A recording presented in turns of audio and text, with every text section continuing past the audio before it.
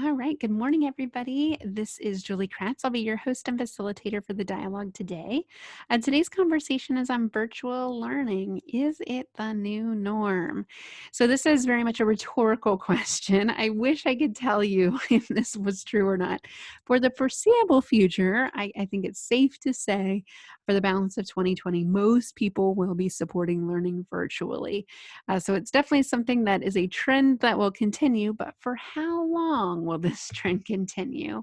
But most importantly, what I promise you'll walk away with today is an understanding of virtual learning techniques that work and maybe some ones that don't, and maybe you've had good and not so good experiences. I promise to hope to deliver on some of those techniques today that I know, for one, interaction in a learning experience is really, really important.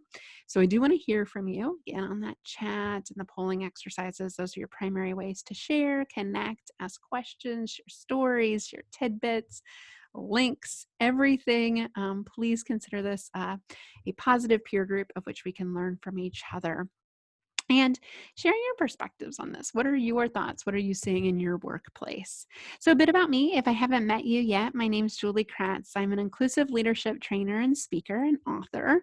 So, I've written a few books that are pictured here. My first book was Pivot Point, that I wrote kind of post corporate America. So, I had a 12-year corporate America career where I really enjoyed leading teams, coaching, mentoring. I love learning from leaders, but I didn't always have the tools to know how to provide feedback, have candid conversations, all the things that you actually have to do as a leader. So, as I made my pivot after my corporate career, I then built the tools and pulled together those tools in my books and in my speaking and training to help leaders lead more inclusively. So I'm a big fan of diversity and inclusion in the workplace and proponent of gender equality. So I've written about male allies. That book one is an oldie but a goodie that I wrote 3 years ago. And then my recent work that I just published, Lead Like an Ally, is a journey through corporate America with tools to facilitate positive change. So it has a manager toolkit in it. Its ideal audience is a middle manager that oftentimes is responsible for the employee experience, but doesn't have those tools to know what to say and how to say it. That's a picture of me before all of this pandemic that is upon us. I was speaking on stages and traveling around the country and globe talking about women's leadership. So I very much miss being with people, but this gives me a fun outlet to engage and be with people, if not in person, virtually for now. And then that's my little girl Jane pictured on the right hand side. Admittedly, several years ago, but I'm still holding on to my little baby. But the reason I have her pictured here as Wonder Woman with her little power pose on is she is really the reason for doing what I do. So when I think about the future world and one where equality is really there for everybody. What we know about gender equality in particular is that we're 208 years away here in the United States. And in some countries, it's far worse than that. In some countries, it's better than that. But no matter what, that's not what's good for anyone, regardless of your gender. And all genders are held back when we have inequality. And so, what can we do? What are the tools for positive change? So, if I get to be a small voice in that big conversation, I am certainly hopeful that one day when she enters the workforce, that it'll be more inclusive, one that she can be seen, heard, and get that sense of belonging that I think is so important to organizations that want to be inclusive.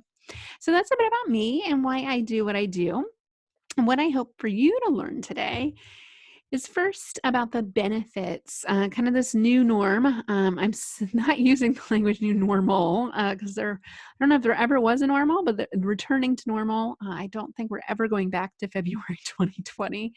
There's a new norm, and virtual workplaces are going to have a long lasting impact. So, most of my clients, most of the research that I'm doing around the future of work right now is signaling virtual work, that it will be a blended workplace going forward this year, next year, onto the future. But how do we learn virtually? I think is still a question that no one quite has figured out. So what I want to share with you is some criteria for evaluating virtual learning programs, some things to think about, and then invite you into that discussion of what criteria do you think are most important when learning virtually.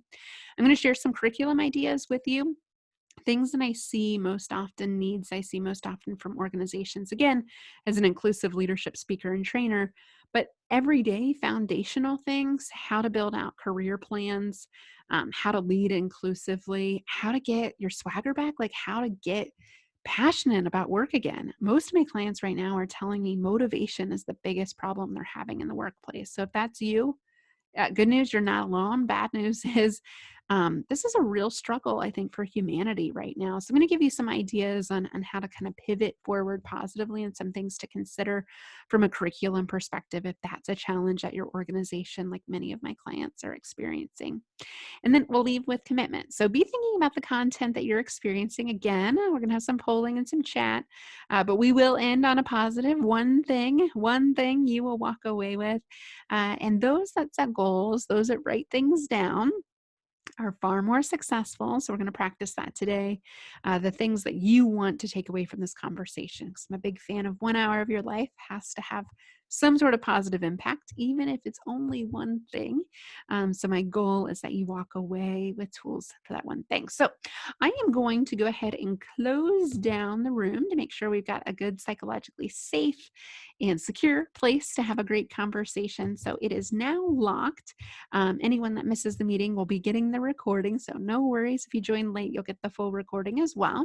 But I'm going to launch my first poll because what I want to hear from you is, what do you want to learn today? What are you most excited about walking away with today? So the polling box should be open in your browser. Take a chance to vote. We've got 25 folks on the line, so I'd love to see at least 20 vote. And this is going to be some good data for you to take back to your organization. So what I hope is that we learn not just about our own needs and maybe unexpressed needs sometimes, but also the needs of others, those fellow HR, learning leaders, D&I leaders around the world that have joined us today. What's on everyone's mind? So do you want to learn about learning trends, how to train virtually effectively, keyword there, the criteria to kind of assess. And as a trainer, I'm a bit biased in my criteria, but I know the things that work and maybe don't work so well. And then ideas to take home to your organization. And for the one person that went ahead and chatted other, if you put other rather, please chat. I'm curious what you had in mind, what else you'd like to walk away with. So at 88%, I'll take it. That is a strong polling result. I'm going to end and get the official results for you here, that people want to walk away with how to train virtually effectively. How do we make this virtual world effective? I can tell you a lot of the leaders I'm talking to right now are saying we're hitting pause on training and development. And it frightens me, honestly. And I'm sure as somebody that's passionate about this topic, it probably scares you a bit too. I don't think we have to hit pause. Maybe now, it's still early, but certainly not for the duration of the year. So what tools can we bring in to our environment, to our existing learning management system, the tools that we have available? What content do we need to meet people where they're at, right? And to keep them motivated, to keep them inclusive, to keep our focus on being effective as leaders. Because unfortunately, you can't kind of green light, red light this thing or yellow light it like it is right now. It's a slow, steady progress that we're making on these things. So to hit stop is going to be a really, really hard shift in the future. So I love that has 73% of your thoughts. And then ideas. I'll give you probably way too many ideas to take action on today. So again, we'll leave with kind of prioritizing that one. I'd love for you to think about what really resonates and what's going to work best at your team. Only you know your team. So I'm not going to wave a magic wand to tell you the one thing you need to do. You decide, you choose your own adventure. And it looks like we might have some context on the chat. So Heidi shared, how do you deploy remote learning in an at-home customer service environment? Well, I think that's a really interesting specific example, Heidi. I'm curious what makes that home customer service department more challenging for remote learning. So help me understand a bit more context there. I spent the early part of my career in customer service and didn't participate in virtual learning because of the point I was on a headset a lot of times answering calls, right? So if that's maybe the case, how do you kind of carve out some time when people aren't billing or being responsible for productive work to learn virtually? I have some ideas there, but give me some more context before I make the assumption I know what you mean there.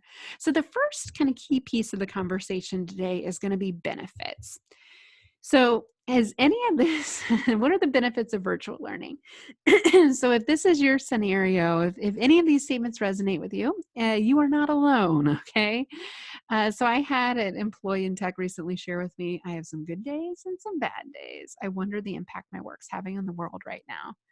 And I'm doing some future of work research, and I'll tell you the number one thing that people want in some sort of return to work environment in the future of work is what they're saying resoundingly is working for a company with a deeper purpose that has a missional effect, a positive difference on the world. And if I don't know how my role specifically helps the world be a better place, I'm feeling not motivated right now, especially seeing the images we're seeing on the news and just the amount of humanity wanting to be there for people as humans. So mapping out that deeper connection and purpose in our work, if that resonates with you, excuse me, if you're having trouble with that, you are not alone.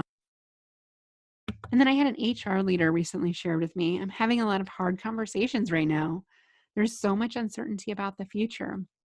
Some of my clients are saying, we're letting go of people, we're furloughing people, we're having hard conversations with low performers in anticipation of things that we might have to do in the future and budget cuts. I get it.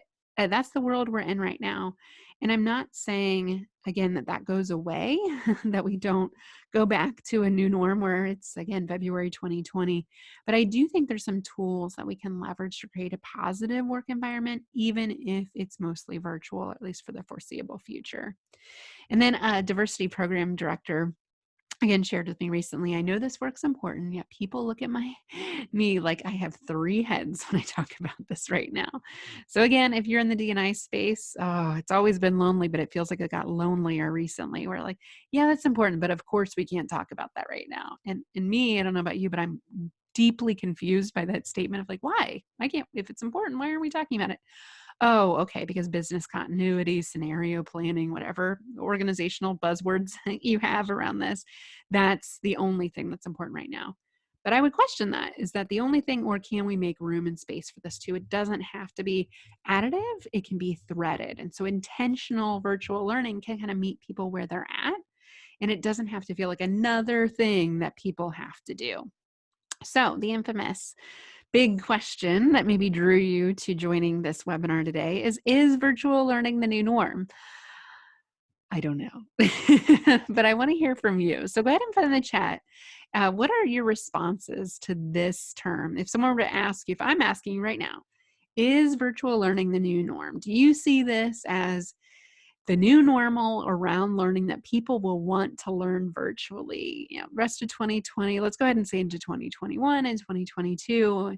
We have no idea what's going to happen. There's so much uncertainty, but do you see this as the new norm?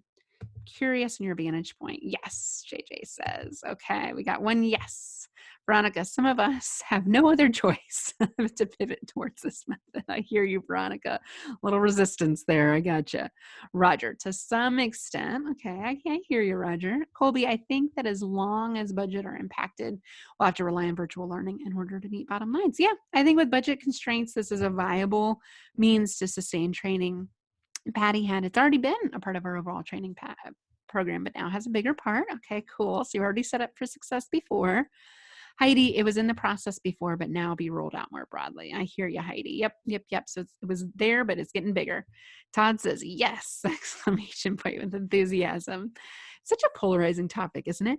Heidi, virtual learning is here to stay, she says. Awesome. And Teresa, yes, the frequency of virtual learning opportunities will increase. Yeah, I think it's fair to say yes. And there will still be in-person training. As somebody that's actively talking with many organizations about virtual and in-person training, I think the word that we're going to use to describe learning is not just virtual, not just in person, not just live, not just online, but blended. So I've always been a huge fan of blended learning. So I would actually insert that word into our vocabulary and get more comfortable saying blended learning, which means or a hybrid learning approach is often online or virtual as well as in person and facilitated content. So thinking about our comfort level, it's a bit like a teeter-totter. It's not going to go all virtual. It's not going to stay all in person. It's probably be somewhere in the middle. And I think based on your audience, based on your objective, there are certain formats of learning that work really well virtually, and there are certain formats that work really well and need to be facilitated and unpacked live. Good news is I actually just got a new version of Zoom, which I'm enjoying today. Has all sorts of different features that you can make it even more interactive. Good news is virtual learning capabilities are advancing very quickly to be interactive, much like a live workshop. But as somebody that spent a decade training people, I know the difference, right? And we all know the difference of being in a room together, even if it's socially distanced, talking about real issues is much different than talking about them on a computer. So yes, and there is space for both of them.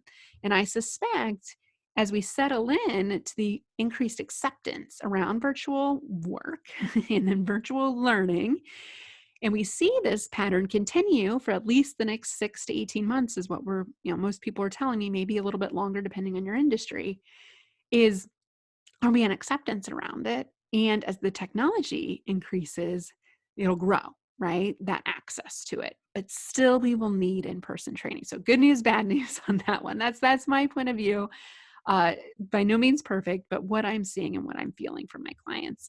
Colby also shared, I think it'll be an extension to reach more people.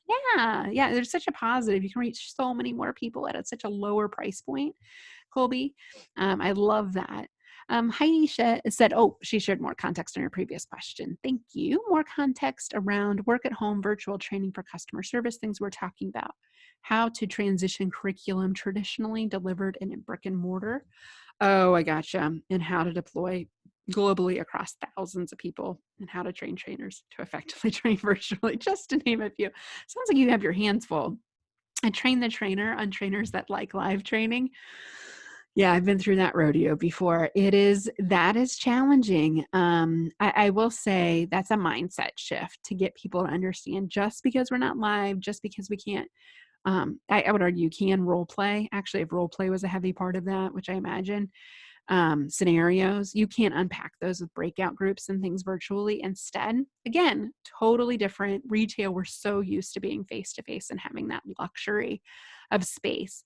But leveraging the technology to create as much as those in-person experience as you can. And at the end of the day, it goes back to your learning objective. So don't forget your learning objective hasn't changed, right? If you want to train them on this key skill, how to handle customer objections, for example, which I suspect is in your training, Heidi, that objective hasn't changed. The technique of which you're teaching them, right? How are you teaching it before? How does it need to be reframed virtually for the short term? And again, there will be live training again.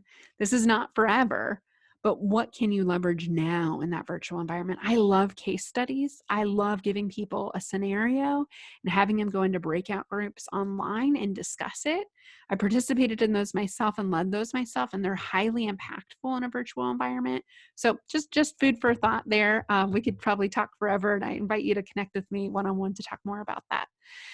So virtual learning provides psychological safety. So this is one of the huge benefits that virtual learning has. It's a really nice medium for introverts, for ambiverts, and extroverts, which if you don't know what you are, there's some really great assessments online, including Myers-Briggs, and the book Quiet has an awesome assessment.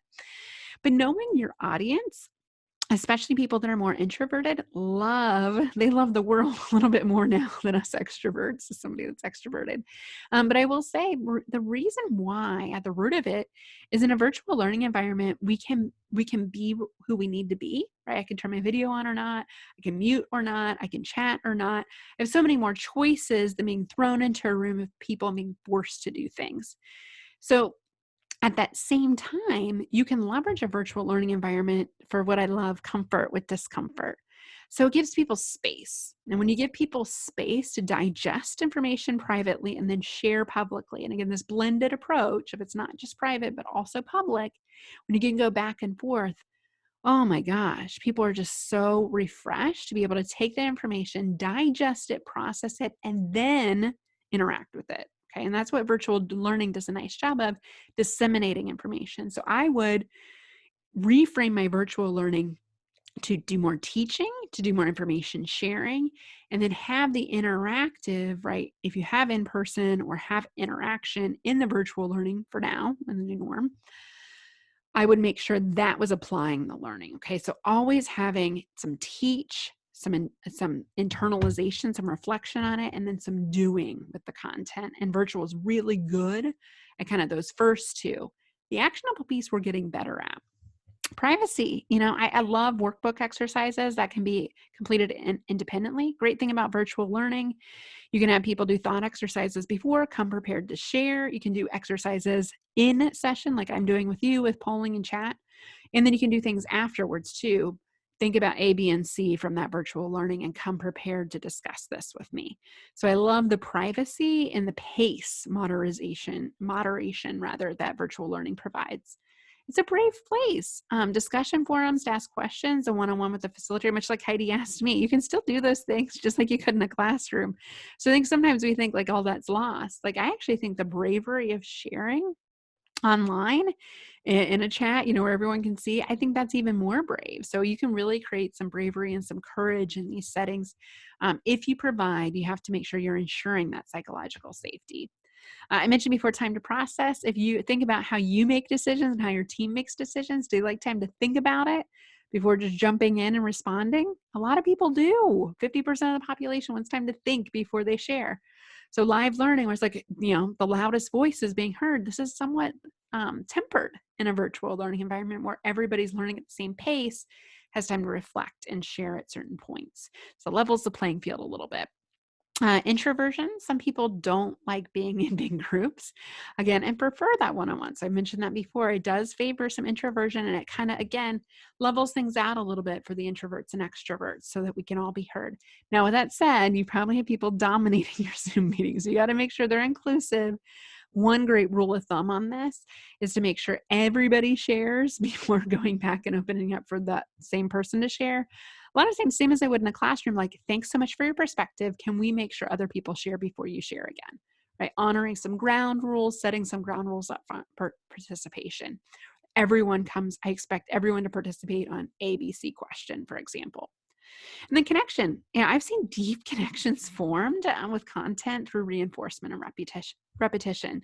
So people are a bit more tolerant in a virtual learning environment to thread the content through. So a lot of my clients right now, I'm talking about things like trust. That's not a one-done conversation, by the way. Again, thread it through with something like conflict and then come back to it with emotional intelligence. The cool thing is you can thread the needle with content online and help people see with images, with exercises, with layering. And that's how people learn. We've always learned through repetition. Brains have to hear things 7 times to actually remember them. Can you believe that? So criteria, and I want to open up for a polling question. I've been talking way too much. I'd love to hear from you. But before I do that, I wanted to share some of the criteria I've collected over the years. So those are some of the benefits. If you buy into some of the benefits I'm seeing from the virtual learning environment, what are some of the criteria? So if I'm bought in with like, okay, I'm hearing from everybody, virtual learning is here to stay. It's growing. It is all probably we can do right now for most of us. I haven't heard of anyone doing live trading, at least not now or in the coming weeks even, maybe this summer.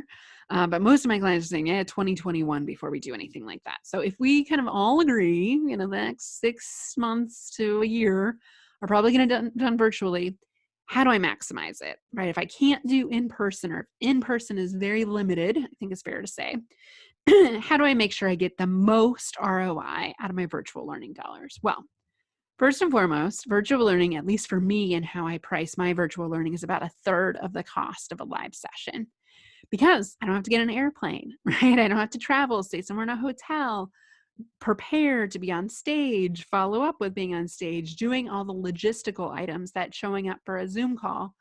A lot of times, same impact, same content, same engagement as a live session, but you just stripped out a good 8 hours or more of time for a trainer. For those of you who have the luxury of having internal trainers, same thing applies, right? They'll tell you their prep time is different. The content, the impact is much parallel, right? But the delivery and the time it takes to scope that delivery. So I would say one of the big benefits, in addition to what I shared, is that ROI factor. But how do you get the most out of that ROI? I kind of listed them at the bottom of these little bubble people that I have on my slide here. And then I want to hear from you in the poll. what resonates with you. So consistency with virtual learning. Live learning is a lot of times done in like this one keynote or this one big time a year. We have this conference or this big rah motivational session. That's different, and I would argue has never been effective. However, virtual learning definitely does not work that way. You got to thread the needle. Okay, so thinking about virtual learning as, again, kind of a little bit of repeat, some consistency to layer on the learning. You're taking different kind of building blocks and building them together, which is how humans have always learned, by the way, but consistency. And if I had to pick a frequency that I thought was right for most of the skills I teach around inclusion, diversity, leadership, and the soft skills around people development, monthly would be my choice. Maybe even bi-monthly at this point, depending on how much capacity your team has. So there's a couple things you want to think about. What capacity does my team have to learn? How deep are the skills? Like, how much time do we really need to teach these skills? How complicated are they? And how are they really assessing on the skills? So again, depending on those questions, monthly might be more frequent or less frequent. Meet your team where they're at. But I like the monthly touch point for most of my teams. It's an hour a month. People don't have an hour in a month to learn. You kidding me? If it's important, we would make time for it, just like we would anything else, right? So what's a priority will be prioritized. Second, discussion. So have discussion, use polling, use breakout rooms, use the chat feature, pepper in content, give people something, hey, come prepared to discuss this, or after this webinar, webcast, we're going to do this with the information. You're going to have a one-on-one with your manager. There's so many ways to thread that discussion and personalize it. So I have discussions online. I love, a lot of my clients are using Slack channels, Microsoft Teams, it kind of depends on how your team prefers to communicate, because the last thing we need is another place to check communications. So meet your team where they're at, have an agreed upon frequency, have agreed upon forum, have some parameters and ground rules about how we use that forum. But I love discussion boards and some sort of badging. I love my learning management system has a badge you earn each time you complete a workshop or series, kind of a skill check. That's so cool if someone can visually see, oh my gosh, you hit skill 1, 2, and 3, like you're at this level. People love that natural competition and sense of achievement. That's something you can, a benefit of the virtual learning environment, right? Everyone can see it all in one place. Workbooks. Yeah, please don't make the mistake of just having a video up and nothing to support it. Always have a place for people to write, to share, to journal. I love physical workbooks to accompany exercises, electronic ones where people can download and print them or type into an interactive PDF. Those work really, really well. Make the training tangible, okay? And reinforce it. A lot of times I'll have like 3 thought questions, and I have those thought questions in a workbook for each one of the modules for people to record. And then when they go to the next one, they can reflect on what they wrote about last time. Again, thread that needle. Real time, make it relevant and timely. Have conversations about scenarios and things that are going on in people's world today. So one of my favorite tools is HBR has 4 articles they post every day in their daily alert. And just pulling one of those and having a discussion about it, pulling a TED Talk and having a discussion about that. Make it timely, relevant to what people are experiencing with their clients currently, the economy, with the world's environment, what's affecting them, and how could we be timely and provide that in a virtual learning space. Commitment. All leaders have to be committed. So where I see participation wane is when leaders are not showing up themselves or questioning why someone else is showing up. So if you have a virtual learning environment, commit to being there and hold each other accountable for being there. Because the first time a key leader's not there, it signals to everyone else it's not that important. So deep commitment's really important, and it won't go far if you don't have senior leadership team's commitment. I've seen that, learned that the hard way. And then assessments. So assessments improve performance by 2x pre and post comparisons back to ROI. Measure it, right? If you expect something different, inspect what you expect. Measure it. So I love kind of a skills assessment up front, a skills assessment on the back end. You can use a 5-point scale, strongly disagree to strongly agree. Compare the data. I almost always see like a 2x lift in people's assessed skills. So they can self-assess. You can have team assessments, you can have manager assessments, lots of different ways to do that, but assessments are a key part of that. Okay, so I have been talking for way too long. I'm going to launch my second poll, and What criteria do you use, or maybe what do you want to use? Okay, so for those of you that might be working on building new virtual content, you haven't thought as much about virtual learning. For those of you who are practicing virtual learning, kind of pick, these are multiple choice, so pick which ones resonate with you, and then you can hit other and chat those as well. What criteria are you using, or ones that you want to use?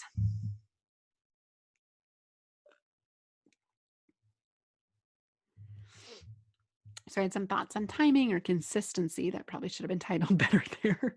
Interaction looks like it's a clear winner.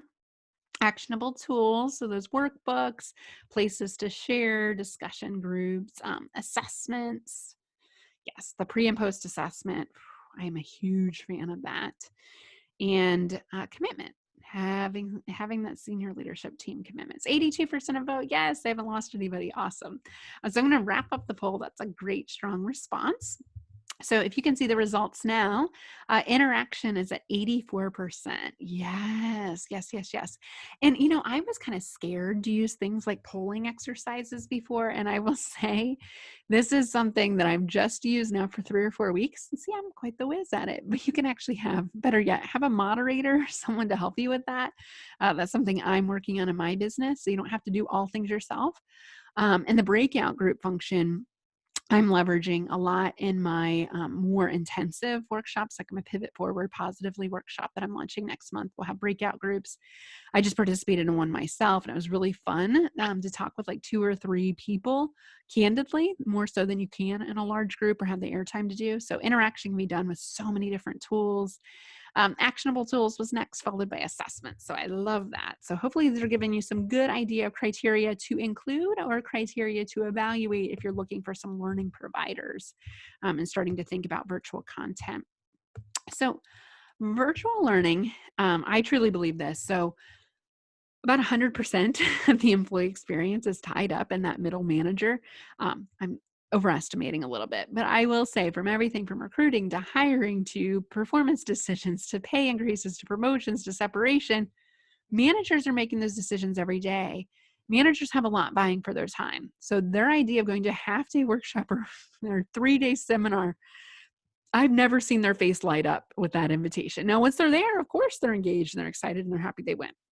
But making time in their calendar to do that when they have so much else to do and a full email box and a project list already is daunting. Okay. So virtual learning, when you bite size it for especially middle managers and people that really need these tools but don't make time for the tools, like this is just like smack dab where they're at. Hey, who has an hour a month? Who has 5 minutes a week?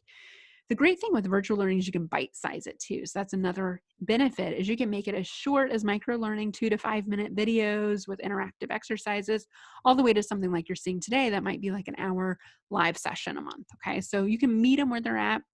And I would actually assess how they want to learn virtually from a timing perspective and consistency perspective upfront. Then you'll have their buy-in on how you design the program. So things like discussion guides, self-reflection is huge in any learning, having people assess their skills.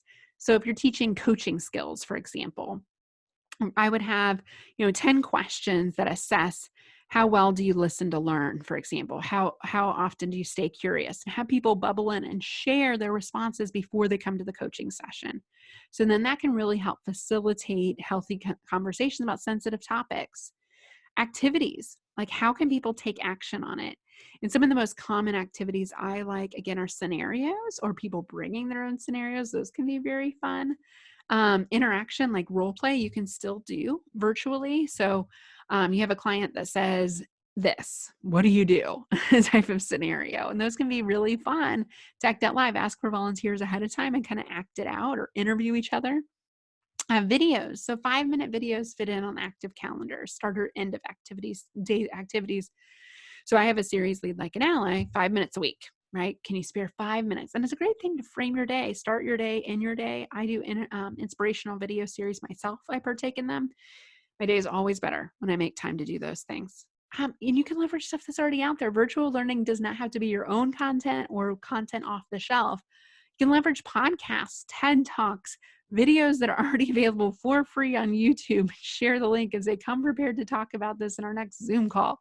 or send me your thoughts. You don't even have to have another meeting or Zoom meeting about it. But leverage curated content, put it all in one place so that people can find it. It's intentional. It has a series of methodology to it to achieve that learning objective. And then resources. I love Choose Your Own Adventure. I'm a kid from the 80s, and you remember those books, Choose for Your Own Adventure. This really resonates with managers. I don't want to have to do the one size fits all thing. Virtual learning is great from that. Give people a menu. Give them a menu of books to read. Give them a menu of podcasts to listen to. Pick one and let me know what you think. Don't tell me what I have to do. Give me the tools so I can figure out what I need to do. So all of these great ideas, I think, for virtual learning to be successful. Please, please, please, if nothing else, walk away with the conversation from the conversation today, measuring success. I ask people this a lot, like, how would you assess your virtual learning content? And they're like, it's good. And they might know, you might have data, I'm joking. They might have data on the number of completions, which every learning management system should be able to track that. They might have some assessment data. They might have some discussion board activity data. Oftentimes, we don't look deeper than that. Okay, so you can measure all of the things I'm sharing in this slide. So completion rates, that's foundational. Open rates, how much are people opening the email that gives them access to the program? How much are they opening the actual program? I mean, you can funnel through and see, who's finishing and who's not. Discussion board activity, who's active and who's not. And not everybody's going to want to participate that way, but that gives you a really nice barometer of how much the tools are being used and which ones are being used and which ones aren't. Perception changes in behavior, that pre and post assessment. Please, please, please, what behaviors do you want? Assess them on the front end and the back end and compare that delta and see that shift. Again, it's usually at least 2x if you have effective content. Behavior shifts. Ask managers what they're seeing more from their team, right? Ask the source directly for those perception changes. And performance increases. And this is something, you have performance review data, but you can actually measure over time sales data, customer service data, marketing data. There is data to measure this. And if you can't always isolate the virtual learning contributed alone to this, right? Maybe there were campaigns and other techniques involved. But the more to which you can is scope out a program, say it's a 3-month program or a year-long program, pre and post, measure the behaviors you want to see and the performance increase that you expect. And the more you can correlate that or show that story, the more you build a business case to support virtual learning, kind of get away from that old school mentality. It has to be this one-day conference or it has to be live. Virtual learning can leave some of these great impacts as well. So I want to leave some time for questions, and I want to leave you some ideas on curriculum. So we've covered kind of the benefits. Hopefully you have some benefits maybe you haven't thought about before from the group, some criteria, some things to think about, and criteria that you're using.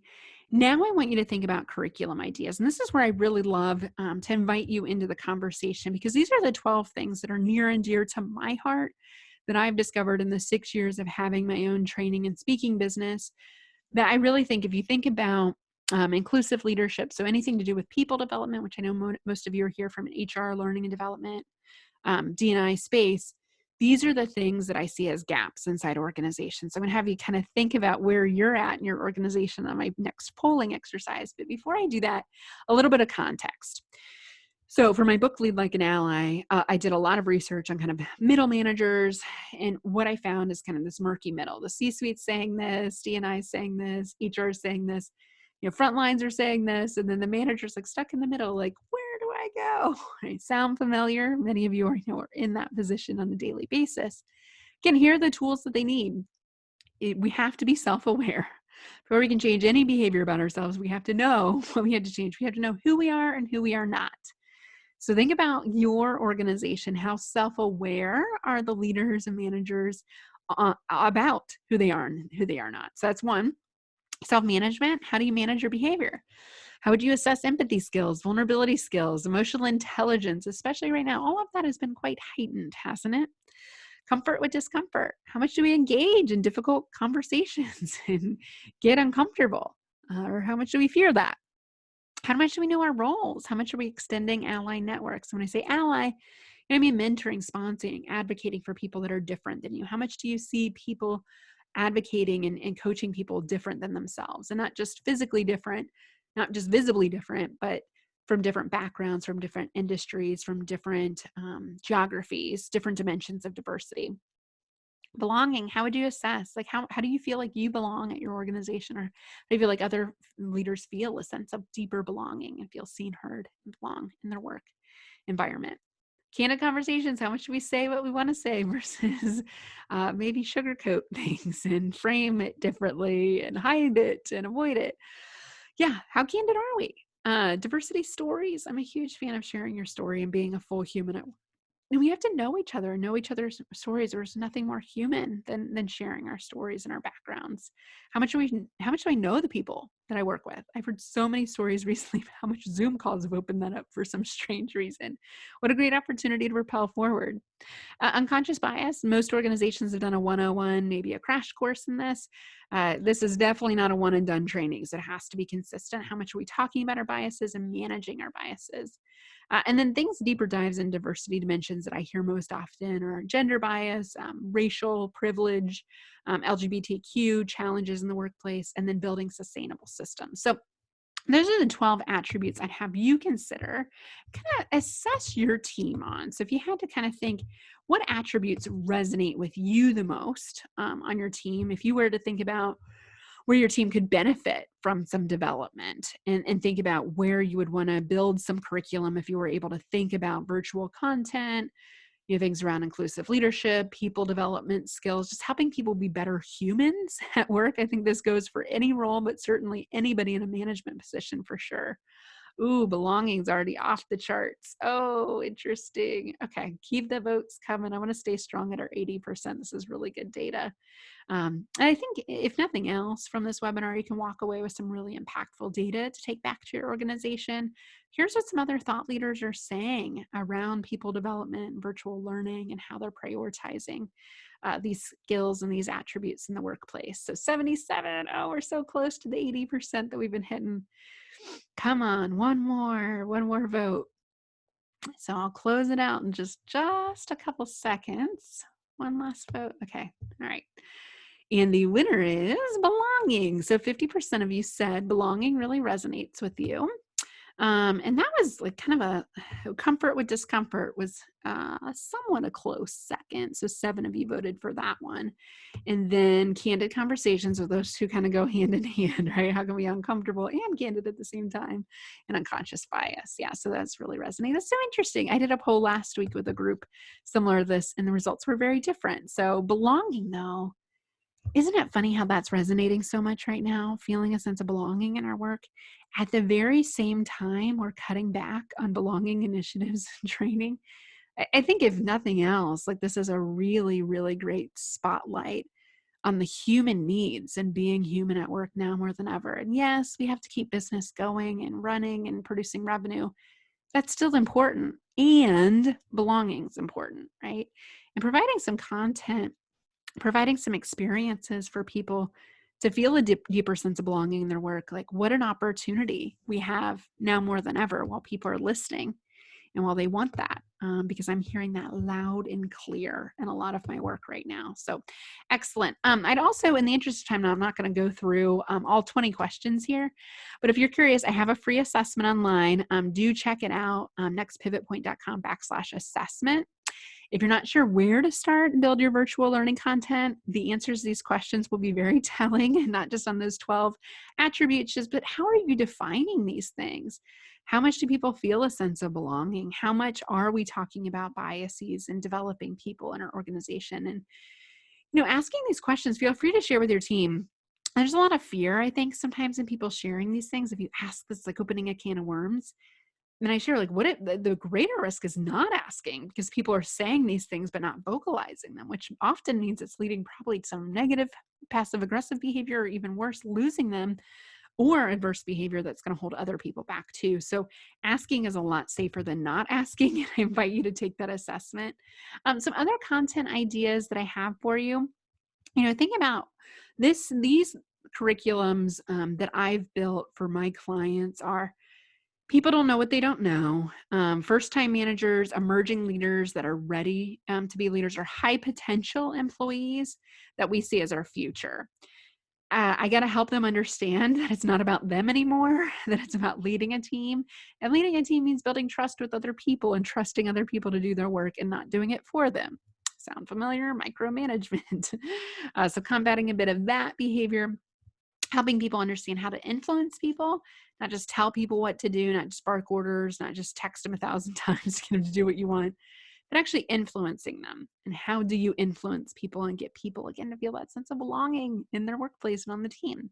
Coaching skills, getting people to self-discover their path forward, listening, asking questions, managing conflict, comfort with discomfort. A lot of that resonated with you. Conflict resolution, I call it proactive conflict management. So I'd consider that skill.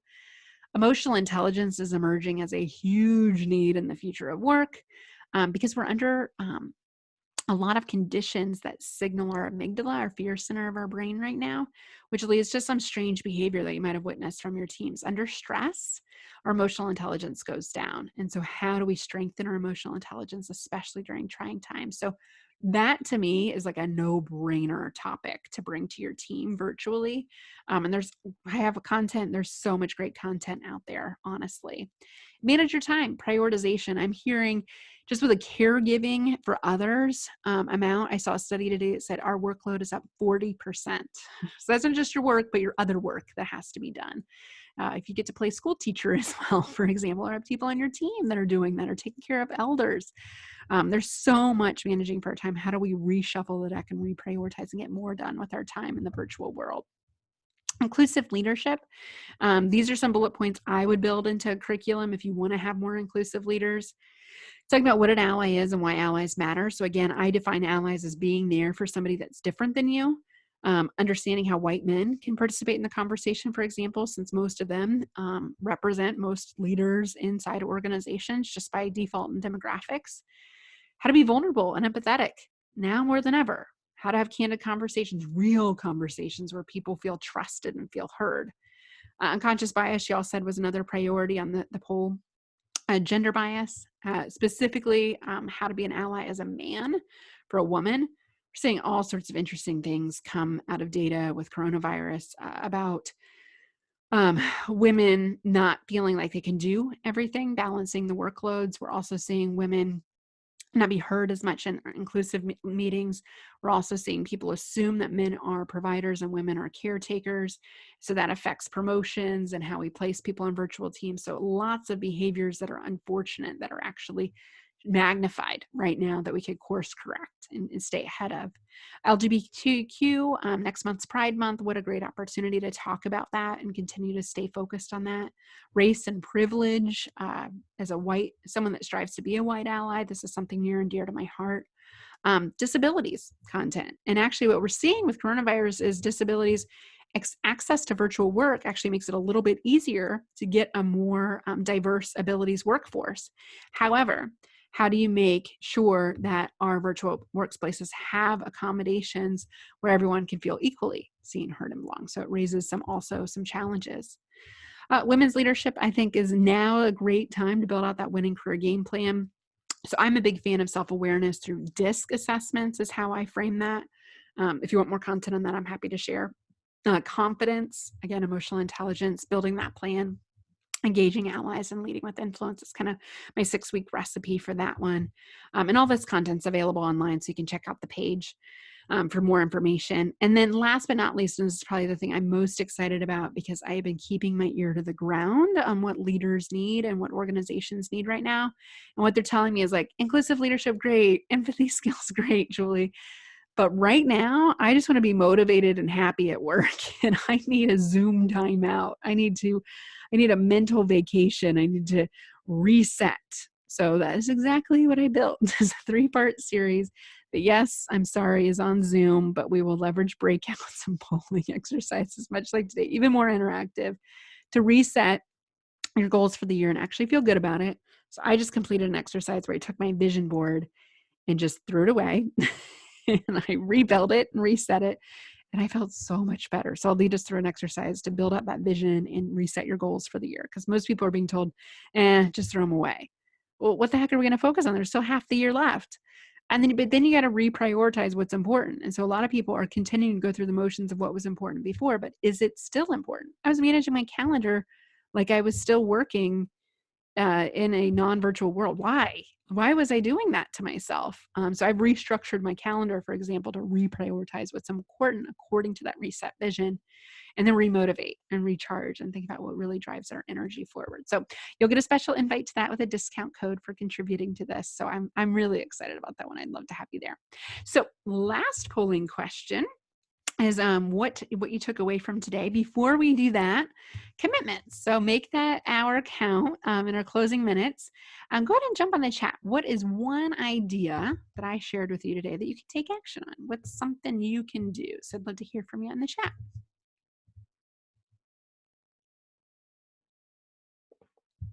What is something you like? So maybe it was some of the benefits.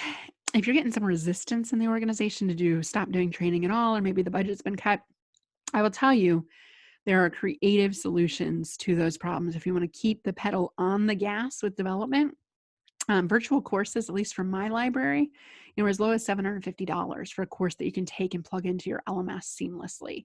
So the good news is these are some really easy solutions that you can do. And the benefits, right? Emphasizing the benefits if there's some cultural resistance to either it's going to take too much time, we can't spend any money. But communicating these benefits proactively. Jamie, thanks. Perfect. You mirrored what I just said. Explain the benefits of virtual learning to our learners. Yes, here's how you will benefit. What's in it for you? Leslie, ground rules for participation in virtual small group learning sessions. I've done it in person, hadn't thought. I know, isn't that funny? We know. It's like, Leslie, I know what I need to be doing, but I somehow forget sometimes to do it. Heidi, virtual learning in the able-bodied community and hiring a more diverse workforce. Interesting to think about through required accommodations. Yeah. And also ethnically diverse. If you think about the virtual world going forward, it actually opens us up to a whole different diverse talent pool, because I don't know how many times people have told me, oh, well, we're in a rural area and we can't recruit diverse talent. Not anymore. Not unless, of course, you're customer facing or have to be live in person, which I would almost always challenge to some degree. But we're seeing the accessibility to diverse talent grow with this. Patty had find a way to provide training in smaller, more consistent pieces to keep people engaged. Yeah, bite-sized learning. Meet them where they're at, Patty. I love it. Colby had expanding interaction between people who aren't typically in the room during important meetings to hear other voices and perspectives. Beautiful, Colby. Yeah, and that's something, just monitoring Zoom. This is different because obviously we had over 20 people, and so it's hard for me to make sure everyone's involved. But in a normal conversation, I would look through and kind of do a roll call at the beginning and even out the conversation. Hey, we haven't heard from you in a while. You have something to say? No pressure. They don't have to have something to say, but just making sure that there's equal opportunities for people to be heard and to be seen. And again, back to that belonging factor, people want to hear from me. They expect to hear from me. I expect to hear from everyone here. And if you don't like doing it live, even in a virtual setting, is there a discussion board setting? Could I do a thought exercise? Could we share workbook activities? There's so many other ways that virtual learning can connect the dots and connect people on your team, aside from that live interaction. I think so much of the way we're used to learning is so much of that live face-to-face that we try to recreate that in the virtual world, but there's actually other ways, many more other ways that we can connect, leveraging the other tools if we get a bit creative. So what a time for innovation. What a time for creative learning around virtual learning. Oh, and I love this quote. This is just sheerly for, everyone tells me like I'm struggling with motivation right now, myself included. There are good days and bad days. I am the first to admit it. But I love Jen Sincero and her book, You're a Badass, pardon. That is actually the title of her book. But she has this quote, if you're serious about changing your life, you'll find a way. If you're not, you'll find an excuse. And I just love that, because isn't that the case with virtual learning? I feel like everyone here can probably identify with, like, are you hitting like a brick wall where people are like, no, it won't work, or no, we don't have time for that. Are you kidding me right now? You have 3 heads. Yes, and this is important, right? If we're serious about developing our team and diversity and inclusion, we have to keep going. Otherwise, we're going to let excuses dominate. So challenge the excuses. I'm doing my best to do so with my clients right now. Still falling on some deaf ears, but I got to think that that's going to change soon. If you want a tool, this is a great thing, not just because I wrote it, but right now I truly believe it's a fable. So there's an element of escapism in my book, but it has 6 key learning principles. And most people like the manager toolkit at the end of each chapter and the manager checklist at the end. This is a great thing to put in your manager's hands right now and have a virtual book discussion or bring me in to talk about it. But the exercises are super tangible, and it's available on Audible and Kindle, so you don't have to worry about shipping them all over the country. You can get alternative versions of it. So I encourage you to check that out. It's on Amazon, Lead Like an Ally. And then, last but not least, for our last poll of the day and our closing minutes, just a quick plug for Pivot Forward Positively. It starts June 5th, and we're going to go for 3 weeks. Super engaging, very interactive. So even more so than today, I promise. We'll have a smaller group, make it really interactive, and I'll give you a coupon code for that. So it costs a little bit of money. I'm really just trying to kind of recoup all the free training that I've been doing over the last couple months. So it is not by any means a for-profit endeavor. It's really to give you meaningful content and increase commitment, and hit that reset button and pivot forward positively with the balance of 2020. So I hope you'll join me. If I didn't get to one of your questions, email me at julie@nextpivotpoint.com. Connect with me on LinkedIn if we're not already connected there. I post every day, so I'd love to hear from you there. And then the spirit, I'm wrapping up on a positive note, our last polling exercise. What did you learn today? So new ideas, personally, things to take back to your organization, or maybe tools to apply right away. Or other, please chat if I missed something that was important to you. So think about, what did you walk away with? And I'd love you to take action on those commitments. So whether it's underscoring the benefits, thinking about those criteria, thinking about reframing some of the techniques we talked about for virtual learning. Hope this content was impactful for you and you took something away from the conversation.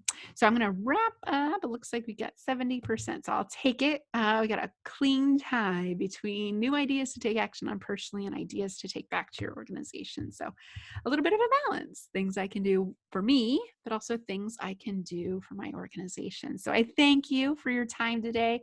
I'll stick around. If anybody has questions, comments, anything I didn't get to, I'll hang around for a couple minutes. Otherwise, I'll see you next time. And thanks so much for being an ally. So any questions? I'm going to go ahead and stop the recording. Thanks, everybody.